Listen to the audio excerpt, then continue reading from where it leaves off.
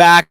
Jonathan Ward, running back, Tennessee Titans. How you doing, dude? I'm great. How are you? Good start to the day. Yes, sir. I saw the kicks. The kicks are pretty nice. Appreciate that. Looking Thank fresh. you. Appreciate Canadian it. tuxedo too.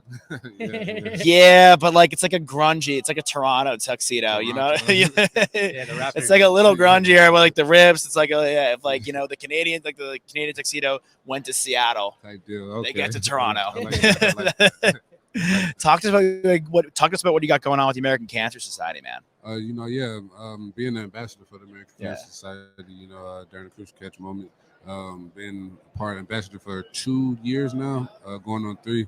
It's been near dear to my heart, because I have grandparents that unfortunately went through cancer and dealt with it. So, seeing them go through the turmoil and the radiation, the chemo, things like that, it doesn't just affect not only them, but, the family as well. So, Yeah, I've been through that actually this past year. I went to my my grandfather passed away from cancer. sorry to hear that. Yeah, thank you, man. And then my grandmother is going through it right now Yeah, for sorry the to hear 4th time.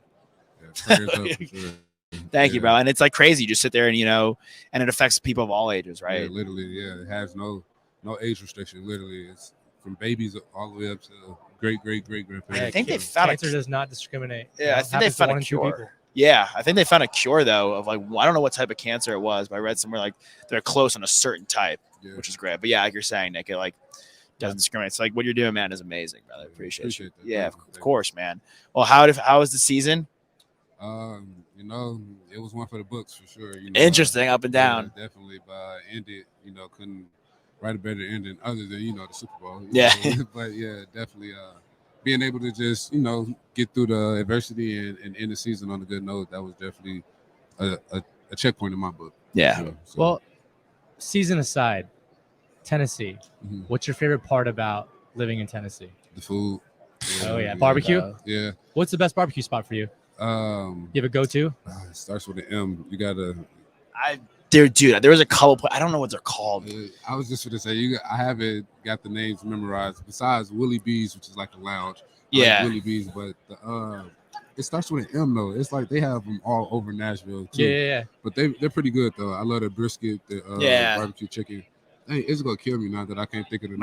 I'm pulling it Are up. you like a spicy sauce guy or a sweet sauce guy? Sweet sauce. Sweet sauce. Yeah, Okay. Really? I think I like it more spicy. No chance, dude. No way.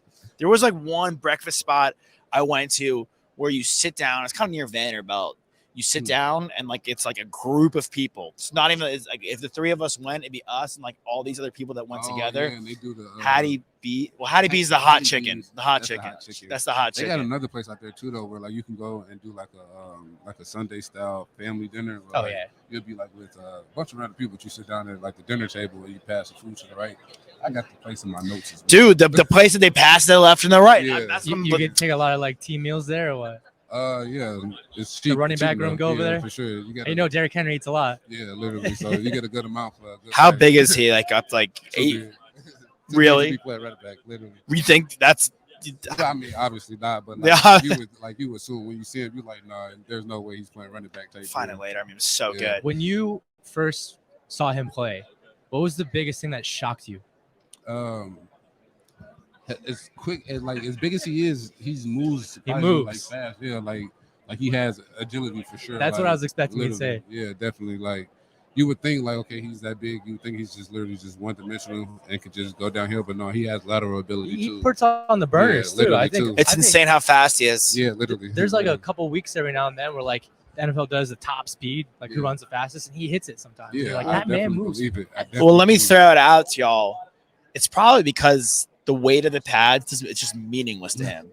Yeah, probably. He's so big at that point. All right, like what's an extra 15? Yeah, Like literally. where other guys who are like 190, Yeah, and you that's throw on like 15-pound pad, or like how much, like whatever, 10-pound pads, about like 10 to 15 pounds. yeah, like then you're like, all right, that could like make a difference. Definitely. What are some of the things that you've learned in your time in the NFL that that have really helped you stick around?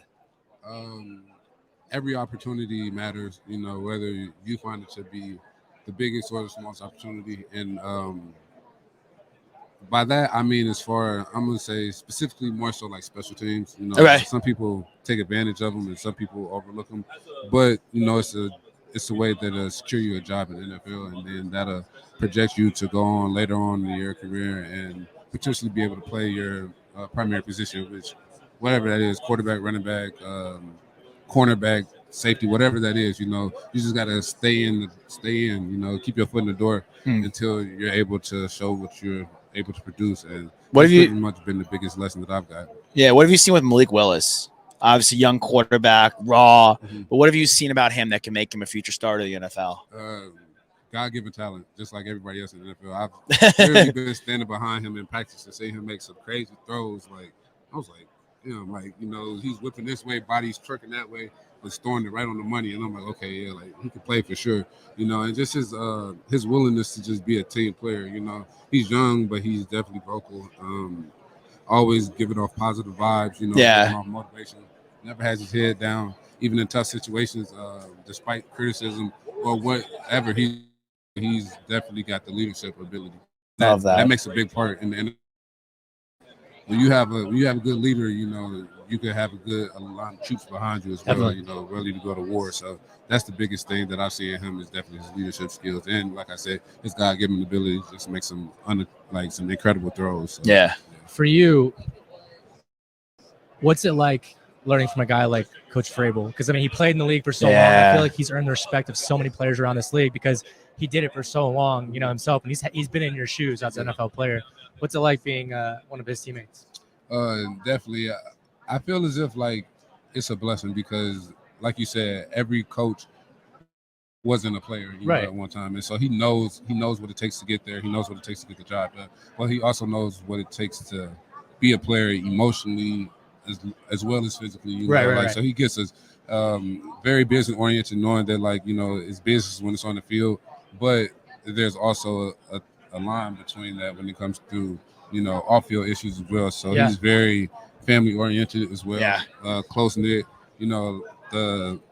The structure of what you would assume a football family is like. He's that guy. And he always just lets us know that it doesn't matter where you came from or how you got there.